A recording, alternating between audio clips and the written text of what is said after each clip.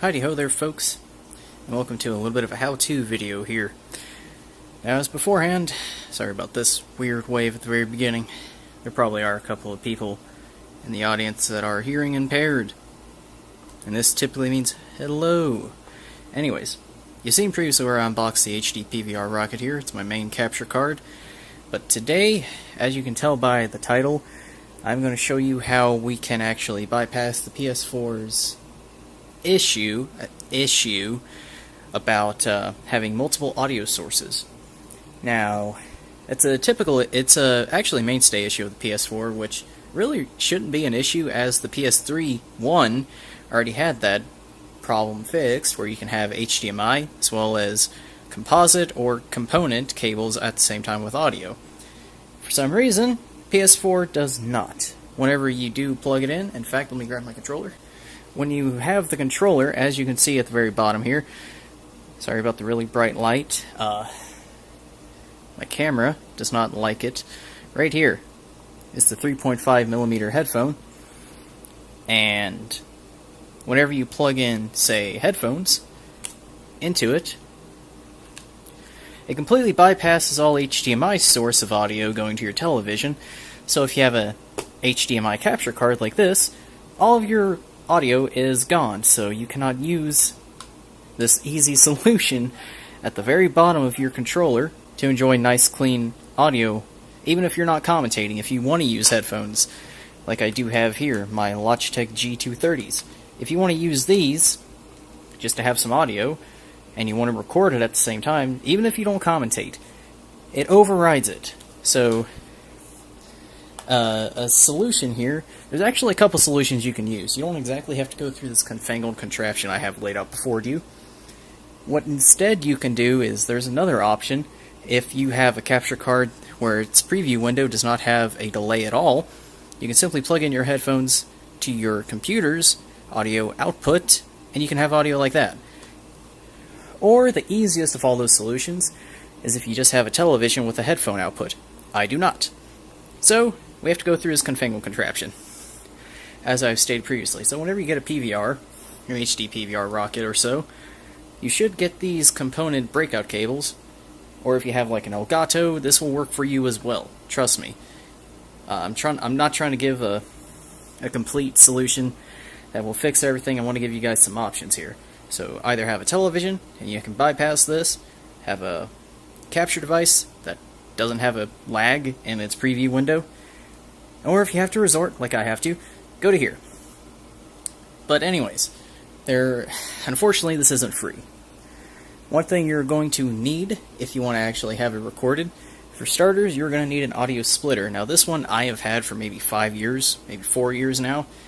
It's just typical 3.5mm headphone jack that splits it out into two. The reason why I am actually looking to replace this one, I already had this for free. Typically these cables cost you maybe $3 to $5, so I've ordered another pair. Make sure it's one that actually has both outputs, output stereo, not split left and right. You don't want that, else your recordings are going to come out a little bit fucky. And I'm sorry if you do hear my AC over there, it is hot. It is hot today, where I live. Anyways, you need this, because here is what we do here. Well, I'll show it to you at the very beginning, at the very end. I'm already fucking up, sorry. You need this cable, $3 to $5 already. Then you're going to need this cable, which is a 3.5mm female to, well, 3.5mm male to left and right audio composite, or RCA as I've been told it is. That's typically what most people do call it, because RCA is typically the ones that make these cables. You need this, because this will actually connect into your capture card via, not that cable, the red and the white audio cable. These connect. So let's go ahead and have those connect. And then from there, what you have then is that you connect it to your audio splitter. Simple as that. Then you have your headphones. Connect on the other side. And then you take this monstrosity and then you plug it into your controller. And from then on, your headphones get their audio that you want, and your capture card gets its audio that it wants. And the only reason why I have this cable setting here is because if you happen not to be really close to your capture card, you're a little bit farther away, this is a 3-footer, female 3.5mm to male 3.5mm. This is what I actually use for my microphone. That is on the Logitech G230. So that is the solution here. It can be as simple as Sony putting out a firmware update, that way it can split to both. But unfortunately, we do not live in a world like that. So with that, I'm going to show you guys what it looks like in action. Alright, and guys, here is the final product. As you can see here, I know it's really blown out, but in order to show this, I have to focus on this with exposure. As you can see, there is the cord running into here, along with my headset. I have the television turned down low so you can't hear a damn thing. But you can see it there, at least a little bit. Right now I have Fallout 4 going. I know it's really hard to see, but there is the capture window. You don't hear any audio. However, if I bring the headset closer to you,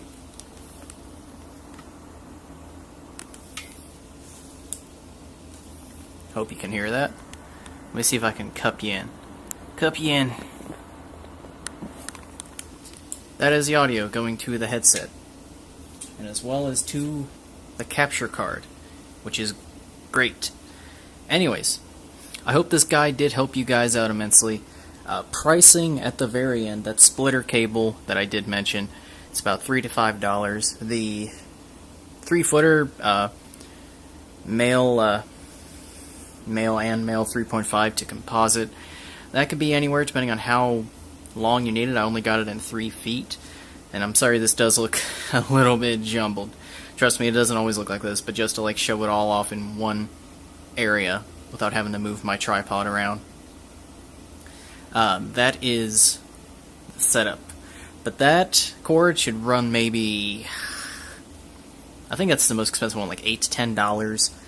And then if you were looking as well, the elongated extender for the 3.5mm, that could cost anywhere to maybe $3 to $5 as well. So total maybe like $15, $16. But unfortunately, it's the solution we have to roll with today. And I want to thank each and every one of you for watching today. If this did help you, always let me know down in the comments section below. I look forward to reading anything I do get. But I hope each and every one of you had a pleasant evening or a day. And as always, I will see you all in the next one. Take it easy.